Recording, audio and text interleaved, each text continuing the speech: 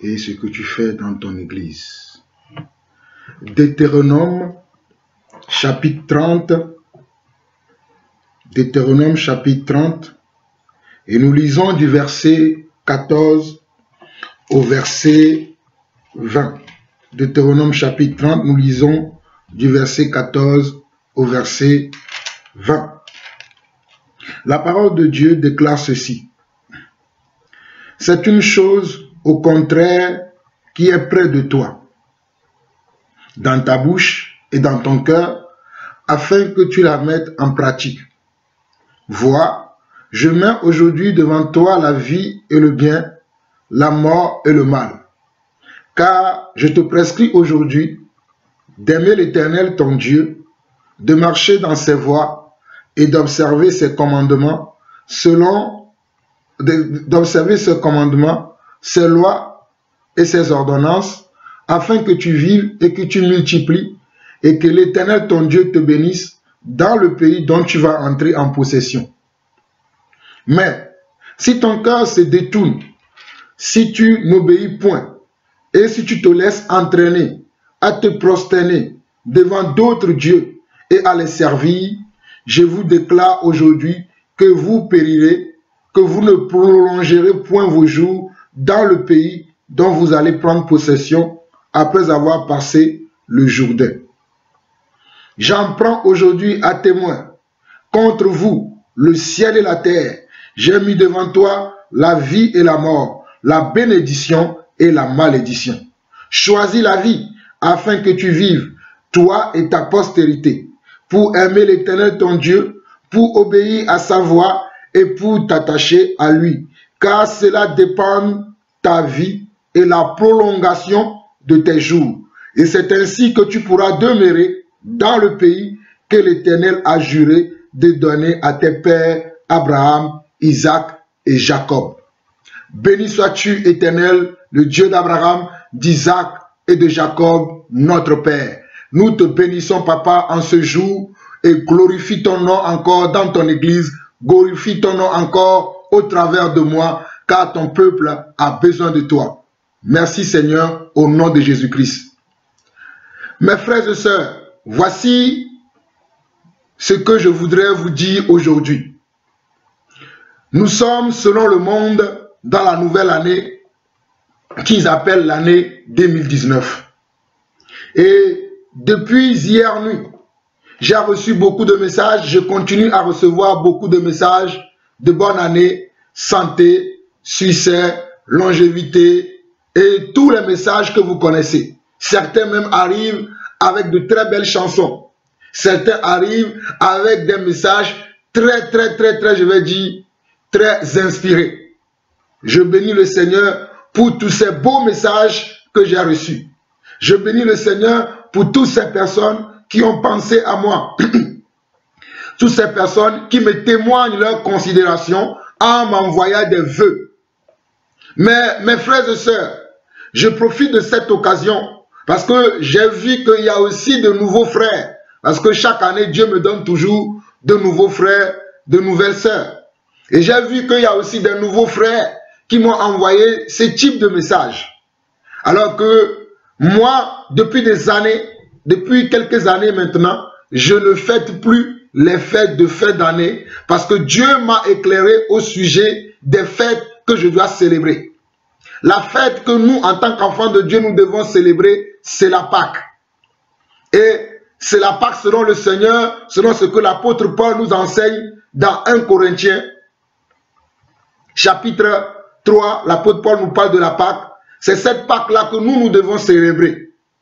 Mais aujourd'hui, je vois que beaucoup de chrétiens, d'ailleurs, dans certaines églises, cette nuit, parce que nous sommes le 1er janvier 2019, dans certaines églises, les gens ont veillé, ils ont fait des minuit, ils ont fait la, comment ils appellent ça, la minuit du 31, où ils veulent,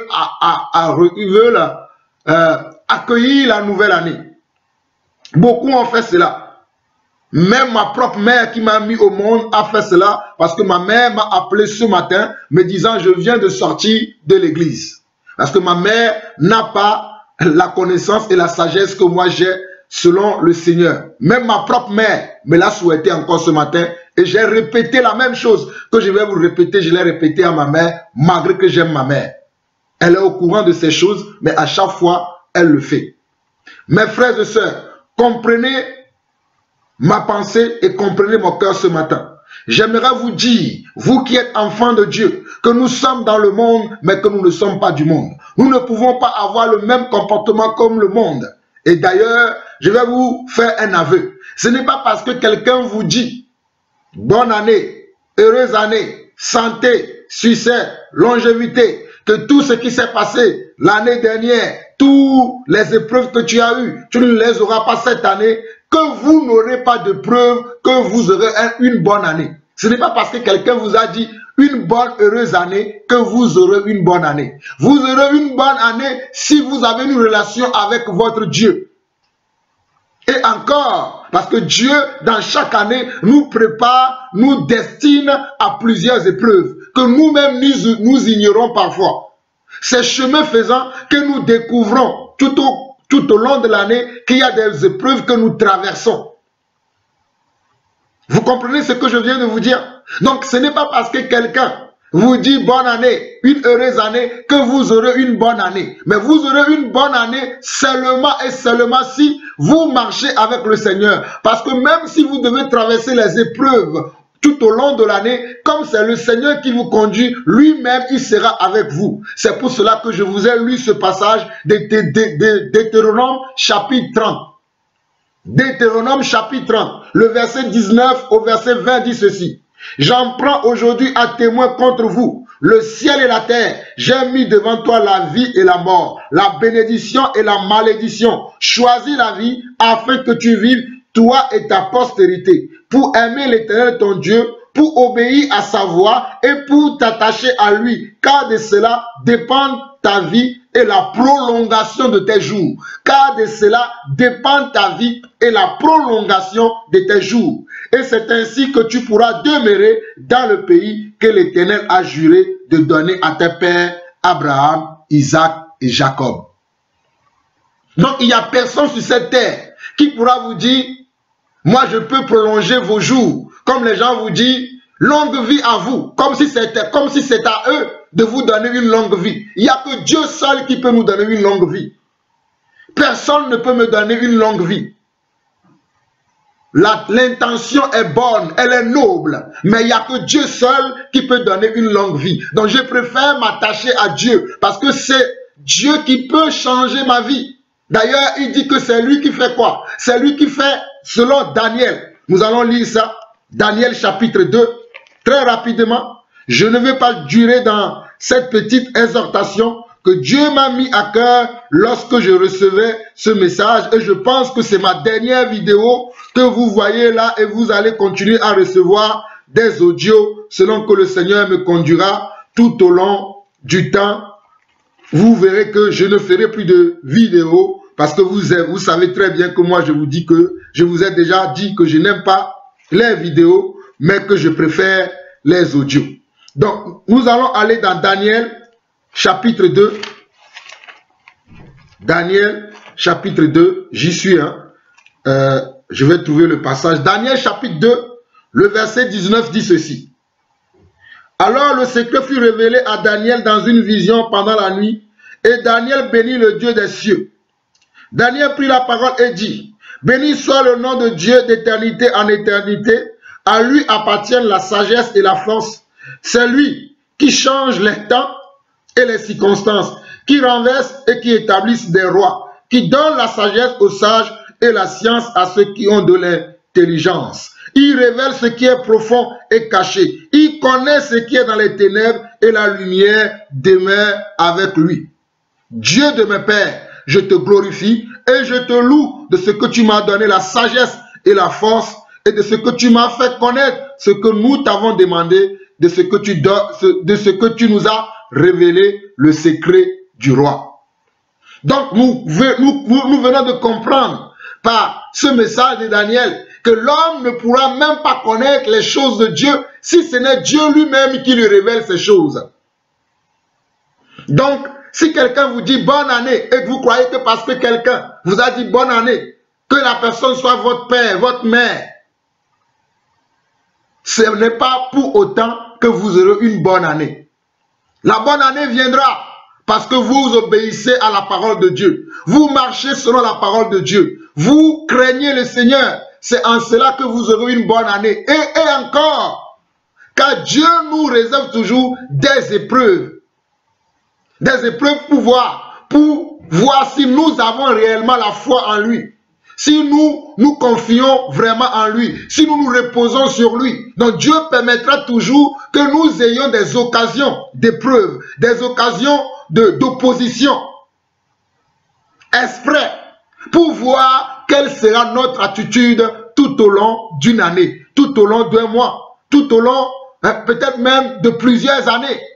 Dieu verra au travers de ces événements, bonnes et mauvaises, qui se passera dans notre vie, l'attitude que nous aurons. Donc j'aimerais vous dire, mes frères et sœurs, que ce n'est pas parce que quelqu'un vous dit bonne année que vous aurez une bonne année. Ce n'est pas parce que quelqu'un vous dit heureuse année, bonne fête, santé, succès, longévité, richesse, amour, argent, que vous aurez de l'amour et de l'argent. Mais votre amour et votre survie dépendra de votre communion avec Dieu le Père. Vous comprenez cela? Votre communion, c'est votre communion avec Dieu qui déterminera la manière dont vous allez vivre sur cette terre. Si vous vivez éloigné de Dieu, vous verrez le malheur qui s'abattra sur vous. Si vous vivez éloigné de Dieu, le malheur courra toujours derrière vous. Je vous le dis. Je ne vous trompe pas, mes frères et sœurs. Si vous vivez éloigné de Dieu, le malheur s'attachera toujours à votre vie. Mais si vous vivez avec Dieu, Dieu vous protégera. Dieu vous comblera de ses grâces. Dieu vous comblera de sa puissance. Dieu vous couvrira de sa grâce. Vous pouvez passer par les tempêtes violentes, mais vous n'aurez rien car le Seigneur Dieu est avec vous. Je peux vous donner un témoignage de l'apôtre Paul. Parce que Dieu était dans sa vie. L'apôtre Paul était dans un bateau qui a coulé.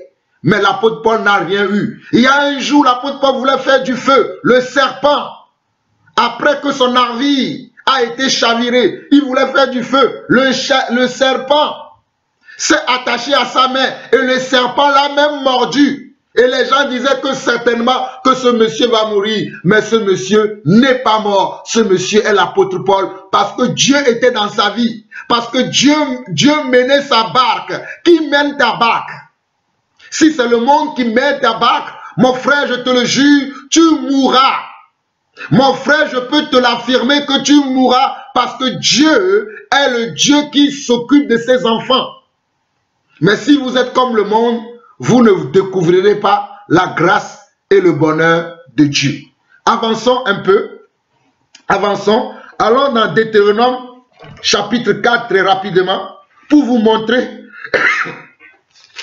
que nous, en tant qu'enfants de Dieu, nous ne pouvons pas nous comporter comme le monde. Le monde a ses habitudes. Mais nous, enfants de Dieu, nous devons avoir aussi nos habitudes, notre discipline. Moi, je suis un homme très discipliné. J'aime les choses de Dieu. Je n'aime pas les choses du monde. Car je sais que je suis dans le monde, mais le monde n'est pas ma demeure. Ma demeure, c'est le ciel. C'est la présence de Dieu. Ma demeure, c'est là où Jésus-Christ est assis. C'est là où moi aussi j'attends qu'il viendra un jour pour m'enlever afin que je puisse m'asseoir avec lui. C'est pour ça que je ne me confonds pas au monde. Je ne m'identifie pas au monde, mais je m'identifie à Dieu, car Dieu est mon Père. Deutéronome chapitre 4. Lisons à partir du premier verset. Maintenant Israël, qui est Israël aujourd'hui? C'est nous. Vous qui n'aimez pas l'ancienne alliance, vous dites que l'ancienne alliance ce n'est plus d'actualité, ce n'est plus pour nous, car nous sommes dans la nouvelle alliance, nous sommes dans l'année de grâce, donc nous ne pouvons plus considérer l'ancienne alliance. Je peux vous assurer que vous vous trompez. Il y a beaucoup de messages dans l'ancienne alliance qui nous concernent encore aujourd'hui. Vous ferez bien d'aller étudier l'ancienne alliance, les livres que nos pères ont laissés pour nous, car vous allez apprendre beaucoup de choses au travers de ces livres. Maintenez-vous dans l'ancienne alliance. Il y a des choses qui sont encore d'actualité dans l'ancienne alliance. Ne rejetez pas toute la parole de Dieu. Prenez des choses, soyez fervents d'esprit. Reconnaissez les voies du Seigneur et considérez toute la parole de Dieu. Mettez-les en pratique et vos vies changeront. Ok. Deutéronome chapitre 4. Maintenant Israël, écoute les lois et les ordonnances que je vous enseigne. Mettez-les en pratique afin que vous viviez et que vous entrez en possession du pays que vous donne l'Éternel, le Dieu de vos pères. Vous n'ajouterez rien à ce que je vous prescris et vous n'en retrancherez rien, mais vous observerez les commandements de l'Éternel, votre Dieu, tels que je vous les prescris. Vos yeux ont vu ce que l'Éternel a fait à l'occasion de Baal-Péor. L'Éternel, ton Dieu, a détruit du milieu de toi tout ce qui était allé après Baal-Péor. Et vous qui êtes attachés à l'Éternel, votre Dieu, vous êtes aujourd'hui tous vivants. Voici, je vous ai enseigné des lois et des ordonnances comme l'Éternel, mon Dieu, me l'a commandé, afin que vous les mettiez en pratique dans le pays dont vous allez prendre possession. Vous les observerez et vous les mettrez en pratique, car ce sera là votre sagesse et votre intelligence. Car ce sera là votre sagesse et votre intelligence aux yeux des peuples qui entendront parler de toutes ces lois et qui diront, cette grande nation est un peuple absolument sage et intelligent. C'est ce que moi je veux être. Je veux être un enfant de Dieu sage et intelligent. Je ne veux pas me fondre dans la masse. Je sais d'où je viens et je sais d'où je vais aller. Je sais d'où je viens et je sais où je vais aller. Je ne veux pas me fondre dans la masse. Regardez la continuité. Quelle est en effet la grande nation qui a des dieux aussi proches que l'Éternel notre Dieu? L'aide de nous toutes les fois que nous l'invoquons. Et quelle est la grande nation qui a des lois et des ordonnances justes comme toute cette loi que je vous présente aujourd'hui? Verset 9. Seulement prends garde à toi et veille attentivement sur ton âme tous les jours de ta vie, de peur que tu n'oublies les choses que tes yeux ont vues et qu'elles ne sortent de ton cœur. Enseigne-les à tes enfants et aux enfants de tes enfants.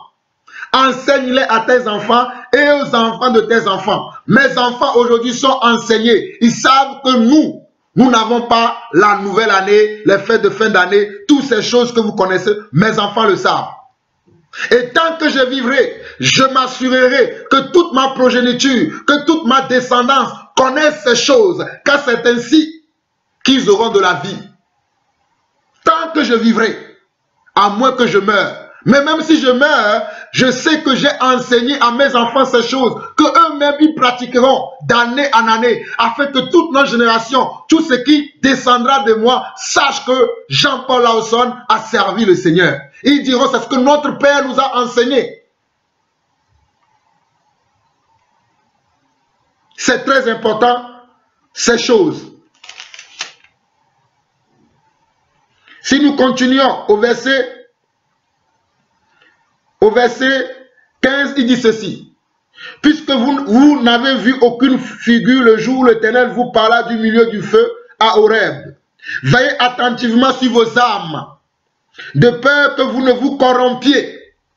Veillez attentivement sur vos âmes, de peur que vous ne vous corrompiez.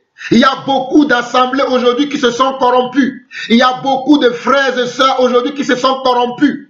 Car ils ont oublié le Dieu d'Horeb, qui les a fait sortir du pays d'Égypte, qui les a sortis du monde pour les faire rentrer dans son royaume, qui les a fait quitter le péché pour les faire rentrer dans la vie de sanctification. Ils ont oublié cela et ils se confondent encore dans le monde. Verset 7 de Deutéronome chapitre 4. De peur que vous ne vous corrompiez et que vous ne vous fassiez une image taillée, une représentation de quelques idoles, la figure d'un homme ou d'une femme, la figure d'un animal qui soit sur la terre, la figure d'un oiseau qui vole dans les cieux, la figure d'une bête qui rampe sur le sol, la figure d'un poisson qui vit dans les eaux au-dessus de la terre. Veille sur ton âme, de peur que levant les yeux vers le ciel et voyant le soleil, la lune et les étoiles, toute l'armée des cieux, tu ne sois entraîné à te prosterner en leur présence et à leur rendre un culte. Ce sont des choses que l'Éternel ton Dieu a données en partage à tous les peuples sous le ciel tout entier. Beaucoup de gens aujourd'hui, beaucoup de frères, beaucoup d'assemblées, cette nuit, quand nous sommes le 1er janvier, cette nuit même, ils ont fait ce genre de choses. Ils se sont prosternés devant des statuettes pour faire des vœux devant ces statuettes. Garde-nous tout au long de cette année, protège-nous. Mais regardez ce que Dieu dit dans sa parole. Regardez ce que Dieu dit dans sa parole. Beaucoup de gens ont fait cela. Beaucoup de gens, je dis beaucoup de multitudes de personnes ont été aveuglés par l'ennemi. Et ils font ces choses. Ils font ces choses sans s'en rendre compte qu'ils sont comment? En désobéissance en Dieu et que c'est l'ennemi qui les a aveuglés.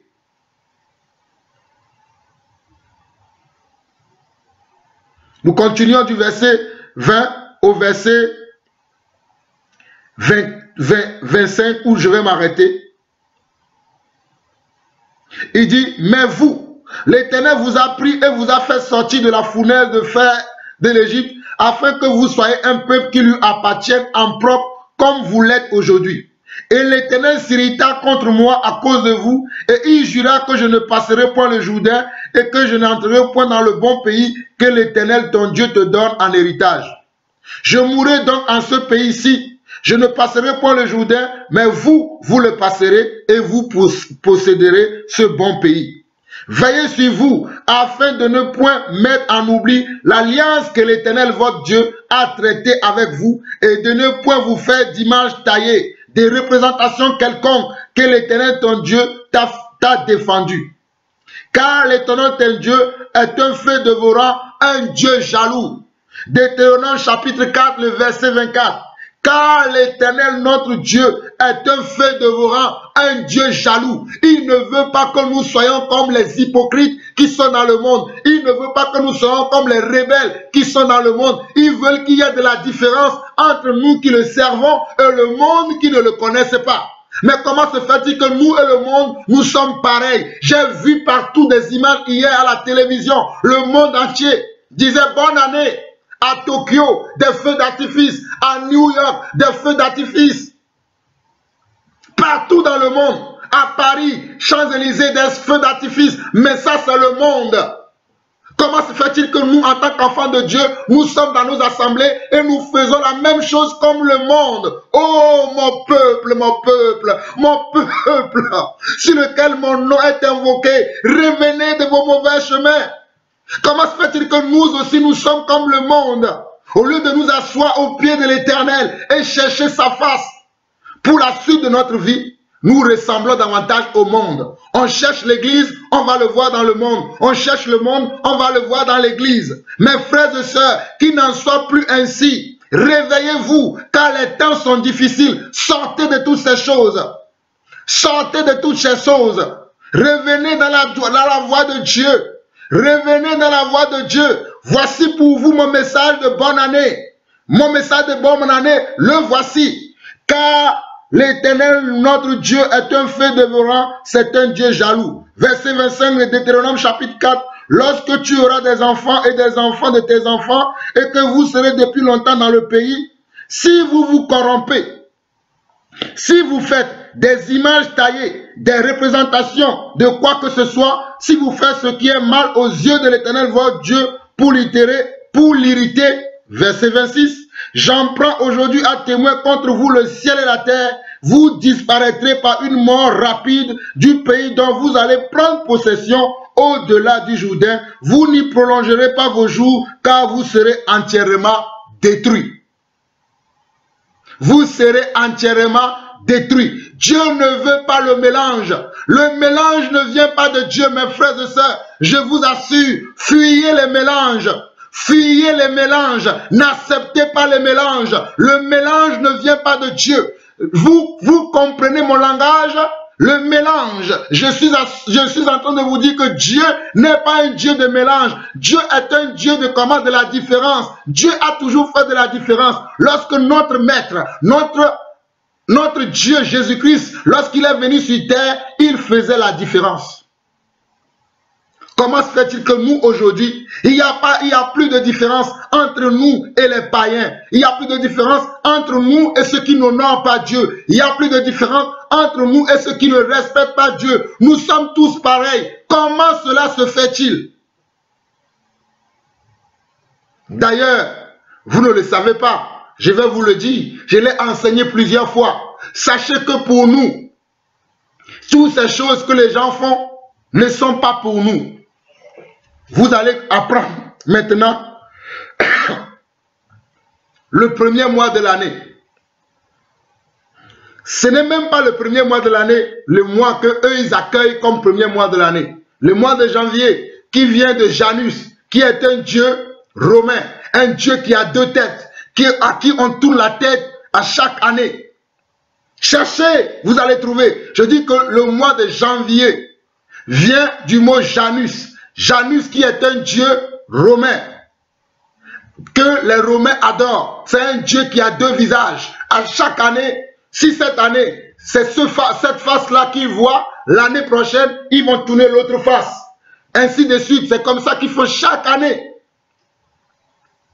Ce n'est pas notre mois. Le premier mois de l'année, ce n'est pas le mois de janvier, c'est le mois de Nissan. Mais je vais vous prouver toutes ces choses par l'écriture aujourd'hui, afin que vous sortez de ces choses. Nous allons dans Exode chapitre 12. Exode chapitre 12, nous lisons à partir du verset 1. On dit, l'Éternel dit à Moïse et à Aaron dans le pays d'Égypte, ce mois-ci sera pour vous le premier des mois. Il sera pour vous le premier des mois de l'année. Parlez à toute l'assemblée d'Israël et dites, le 10e jour de ce mois, on prendra un agneau pour chaque famille, un agneau pour chaque maison. De quel mois s'agit-il? Regardez, l'Éternel dit à Moïse, nous sommes dans Exode chapitre 12. L'Éternel dit à Moïse et à Aaron dans le pays d'Égypte.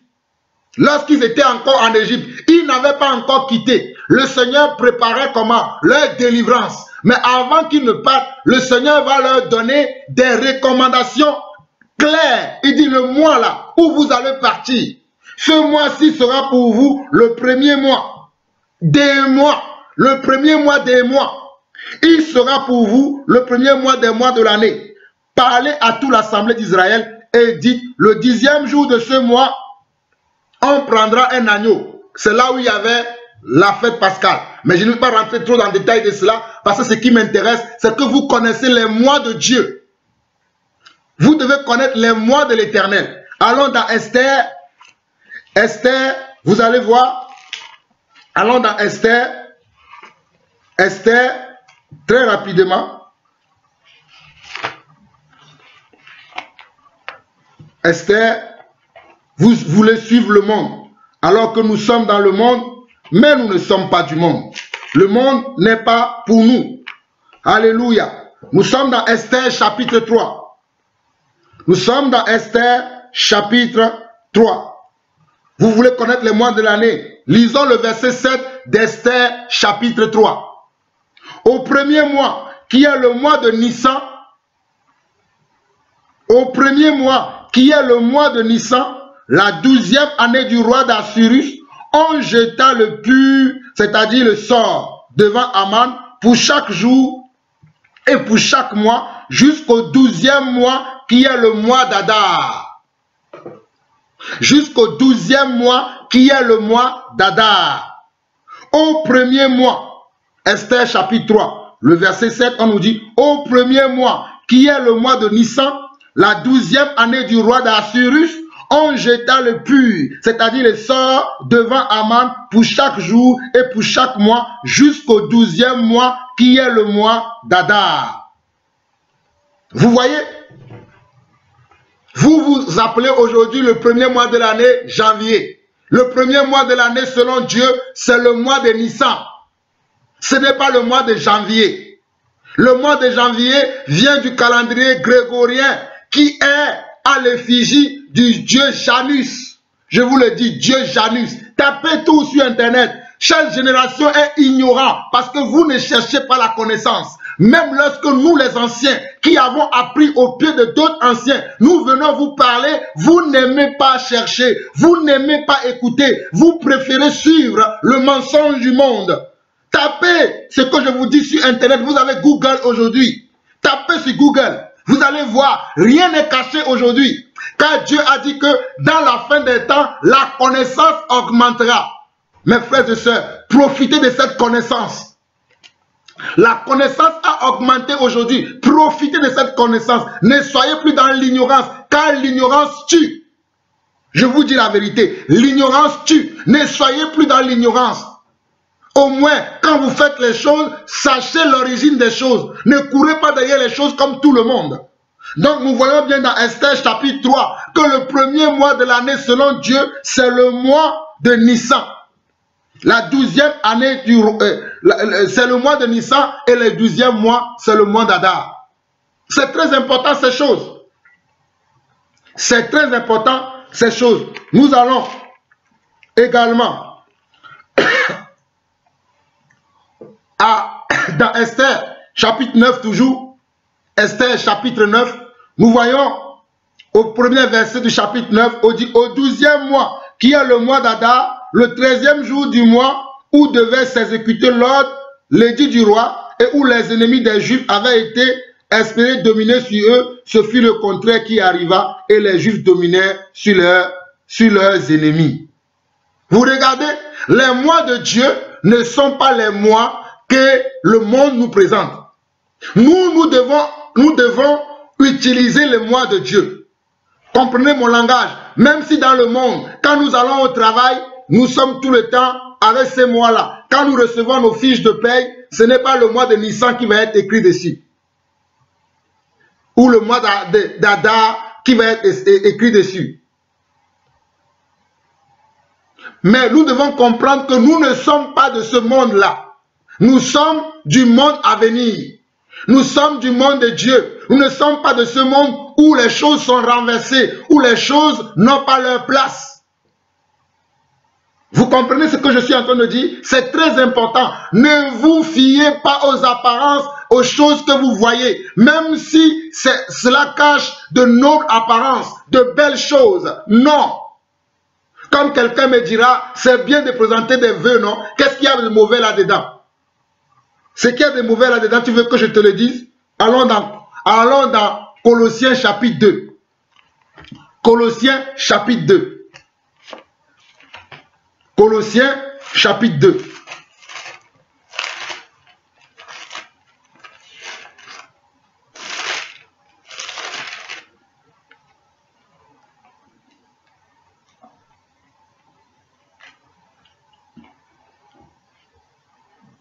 Colossiens chapitre 2.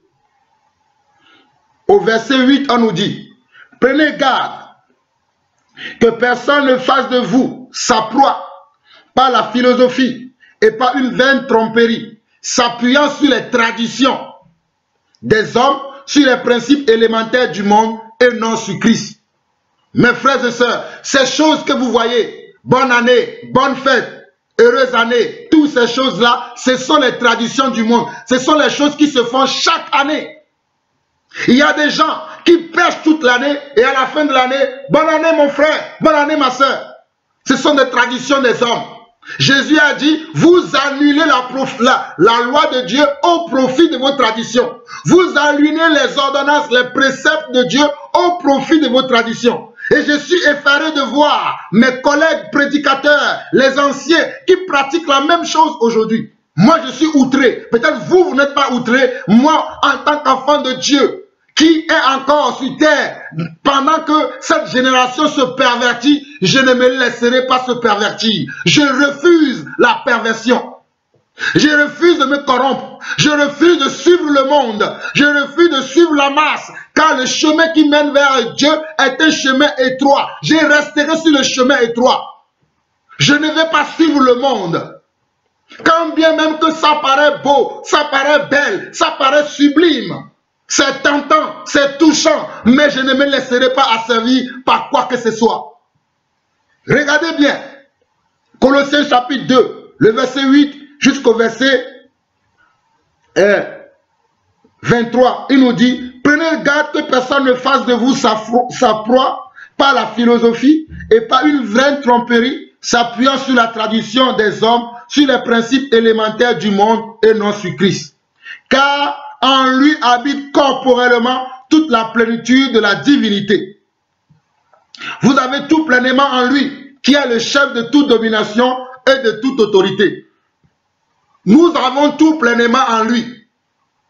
Nous avons tout en Jésus-Christ. Comment attendons-nous encore que quelqu'un nous dise bonne année, heureuse année, longévité, santé? Alors que toutes ces choses-là, c'est Christ qui l'offre. Personne ne peut m'offrir la bonne santé. Personne ne peut m'offrir la longévité. Personne ne peut me garantir le succès si ce n'est Jésus-Christ. Je continue. Et c'est en lui que vous avez été circoncis d'une circoncision que la main n'est pas faite, mais de la circoncision de Christ, qui consiste dans le dépouillement du corps de la chair. Nous devons dépouiller notre chair. Ayant été ensevelis avec lui par le baptême, vous êtes aussi ressuscités en lui et avec lui par la foi en la puissance de Dieu qui l'a ressuscité des morts. Vous qui étiez morts par vos offenses et par l'incirconcision de votre chair, il vous a rendu à la vie avec lui en nous faisant grâce pour toutes nos offenses.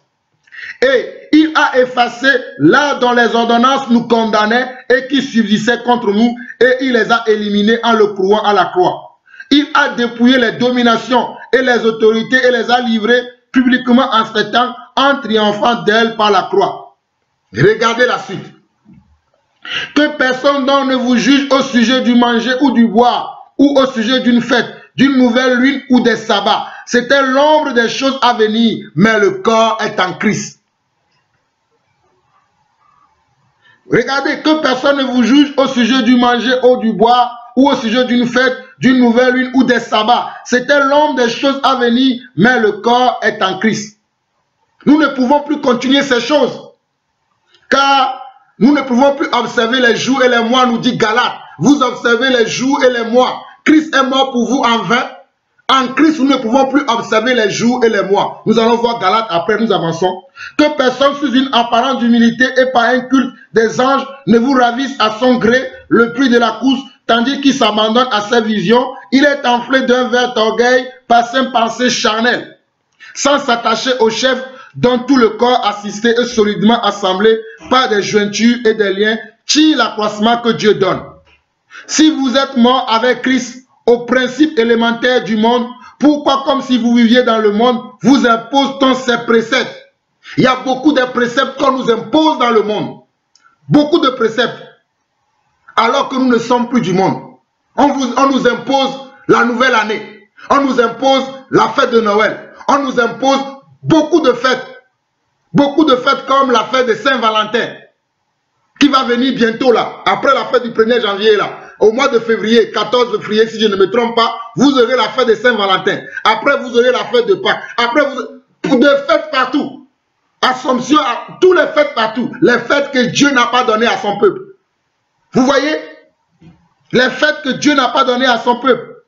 Regarde, ne prends pas, ne goûte pas, ne touche pas. Préceptes qui tous deviennent pernicieux par l'abus et qui ne sont fondés que sur les ordonnances et les doctrines des hommes. Tout ça là, ce sont les doctrines des hommes. C'est les hommes qui ont imposé leur doctrine. Ils ont annulé la parole de Dieu telle que nous l'avons vu dans le livre de Deutéronome aujourd'hui. Ils ont en vérité une apparence de sagesse. Lorsque vous allez voir ces fêtes, vous allez dire non mais c'est bien quand même de dire bonne année. C'est bien quand même de fêter l'Assomption, la Pâque, toutes ces choses. C'est bien. Mais on nous dit, ils ont en vérité une apparence de sagesse à ce qui indique un culte volontaire de l'humilité et de mépris du corps, mais cela est sans valeur réelle et ne sert qu'à satisfaire la chair. La vraie foi, la vraie volonté de Dieu, Dieu l'a dit à Josué. Josué chapitre 1, verset 8. Allons-y voir ça. Josué chapitre 1, voilà, verset 8. Qu'est-ce que Dieu a dit à Josué? Dieu a dit ceci, que ce livre de la loi ne s'éloigne point de ta bouche. Médite le jour et nuit pour agir fidèlement selon tout ce qui est écrit. Car c'est alors que tu auras du succès dans tes entreprises, c'est alors que tu réussiras.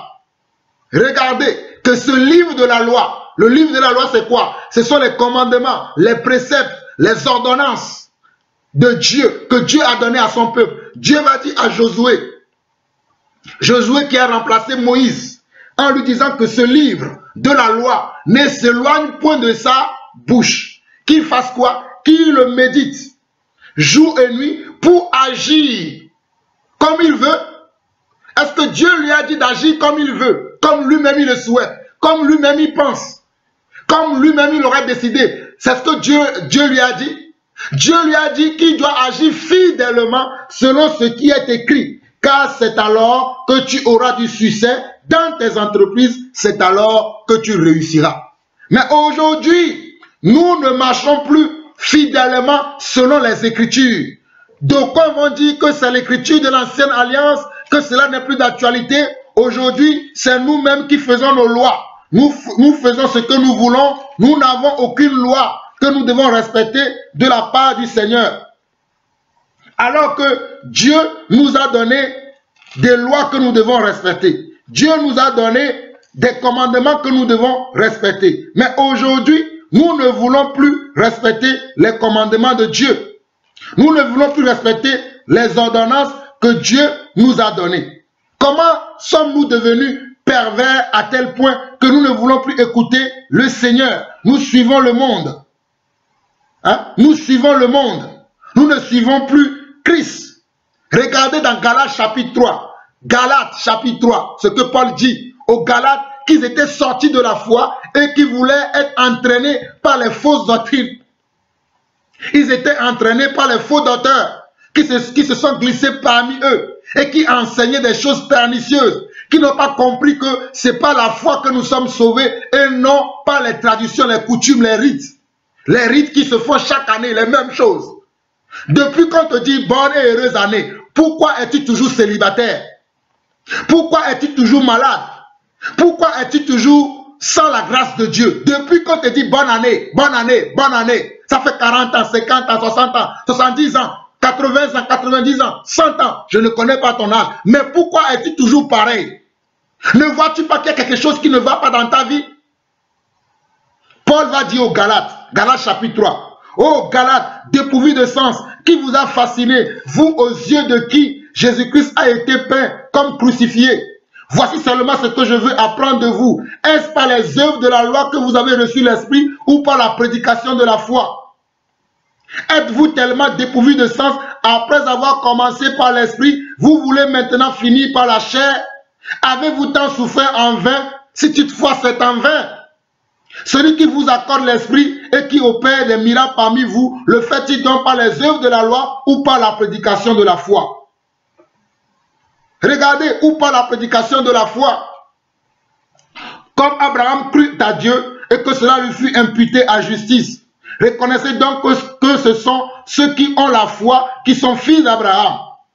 Aussi l'Écriture prévoyant que Dieu justifierait les païens par la foi, a d'avance annoncé cette bonne nouvelle à Abraham. Toutes les nations seront bénies en toi. Ainsi, ceux qui croient sont bénis avec Abraham, le croyant. Verset 10, regardez. Car tous ceux qui s'attachent aux œuvres de la loi sont tous sous la malédiction, car il est écrit, maudit est quiconque n'observe pas tout ce qui est écrit dans le livre de la loi et ne le met pas en pratique, et que nul ne soit justifié devant Dieu par la loi. Cela est évident puisqu'il est dit, le juste vivra par la foi. Or, la foi c'est quoi?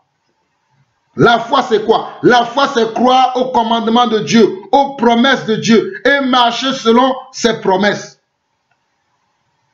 Mais nous, aujourd'hui, nous ne voulons pas croire aux promesses de Dieu. Nous voulons toujours rester accrochés aux choses de ce monde. Regardez encore dans Galates chapitre 4 ce que l'apôtre Paul dit. Galates chapitre 4, au verset 8, il dit ceci.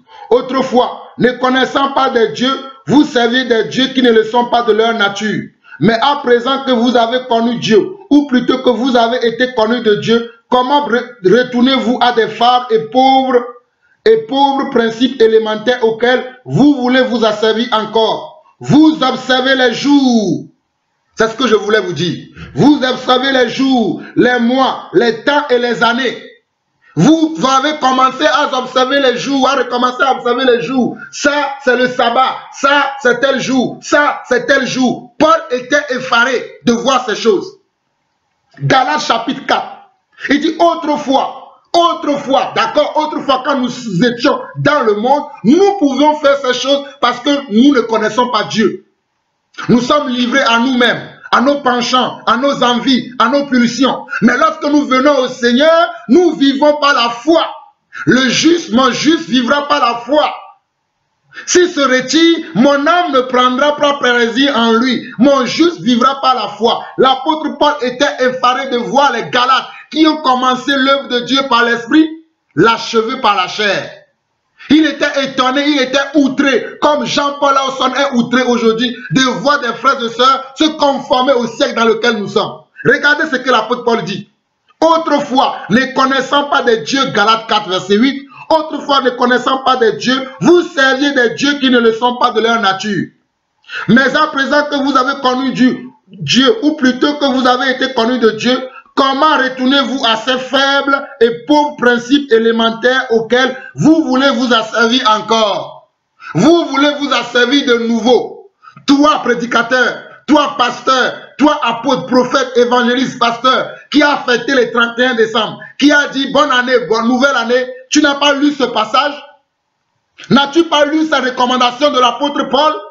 Vous parlez de Paul dans vos églises, vous parlez de Paul dans vos assemblées, vous prenez les livres des apôtres que vous lisez, mais vous ne venez pas à l'essentiel.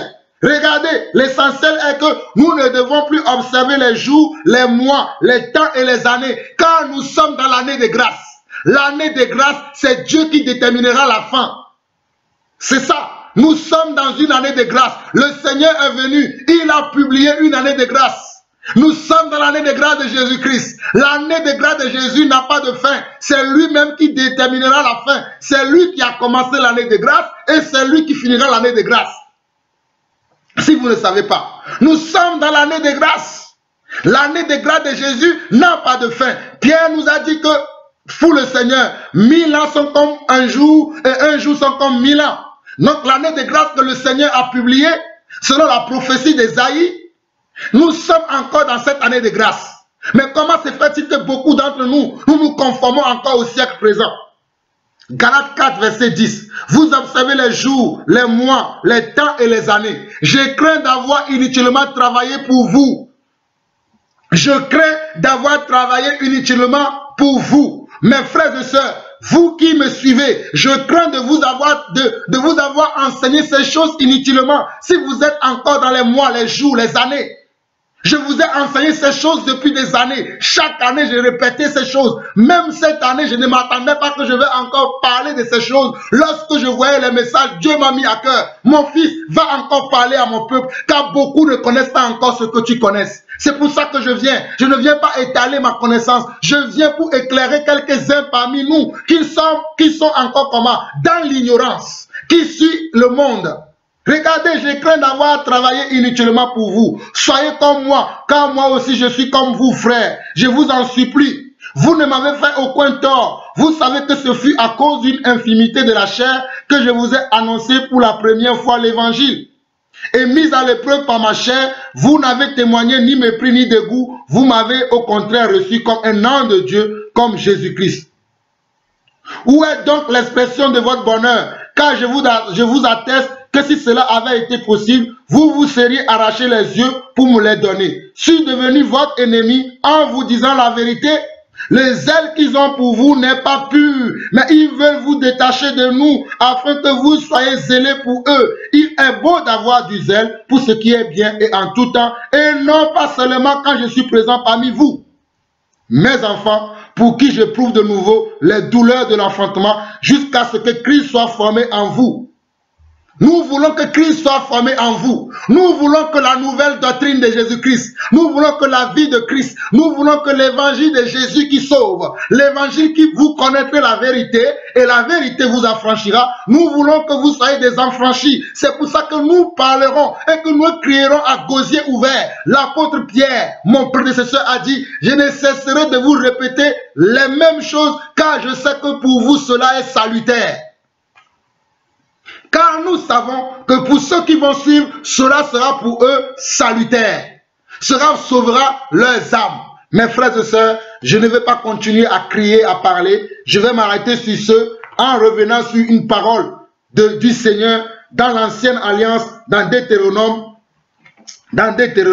Je viens dans Deutéronome chapitre 8 pour vous lire un dernier message et je vais m'arrêter là.